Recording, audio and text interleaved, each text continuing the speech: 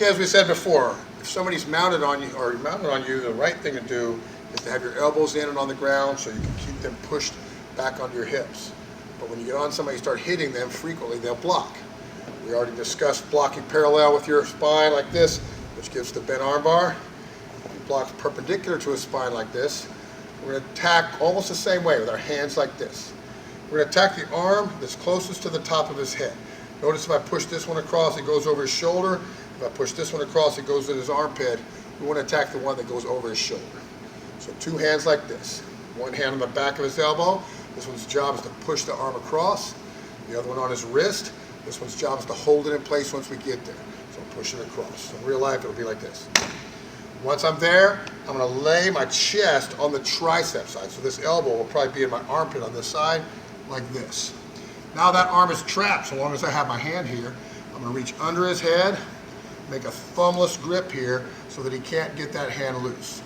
And this position is called the gift wrap position. You can imagine it's a pretty strong position. One of my options here is to put my hands on his elbow again, so I'm pulling and pushing here. And if he's a big strong person, I'm going to use my chest. And I'm going to put him and keep him in place like a ratchet motion and roll him all the way over to here. Notice now this this elbow is like a kickstand here. It's hard to get him over more. So what I'm going to do is get my weight off of him, fold it under him slightly, push him forward on top of it like this. Once I'm there, I'm going to sit up on him like this, like I'm balanced in a saddle. Because nobody's going to just stay there in that position for very long, especially if you start attacking. What he's going to try to do is get his hands and arms underneath him, and then he's going to try to get some mobility. When he does, I'm going to stay balanced in the saddle, going back up. I'm going to stay balanced in the saddle. Legs go inside of his legs like this. After my legs are in place, one hand goes in the armpit, the other one over his shoulder, tuck my head in. Nice, strong position.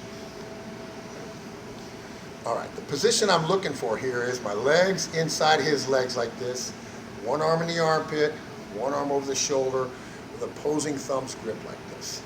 The most important thing is my legs. I'm holding on with my heels like hooks. So if he rolls that way, this leg holds me in place. If he rolls that way, this leg holds me in place. I do not want to cross my feet because now my heels aren't holding anything. He could potentially spin inside my legs. He also has an option to break my ankles here, which I'm not going to go into now. Okay? My hands, this grip that we did earlier is a stronger grip. But in a fight, he can attack your fingers. So as he starts to break them, your grip will weaken. So instead, we're going to take this like climber's grip, opposing thumbs grip, tuck it in. Now notice this thumb on the top. He puts his hand here, pushes it off. My thumb will come right off. So I'm going to tuck it in, and if he starts to attack it and it's effective, I'm just going to let go so that I don't get my thumb broken.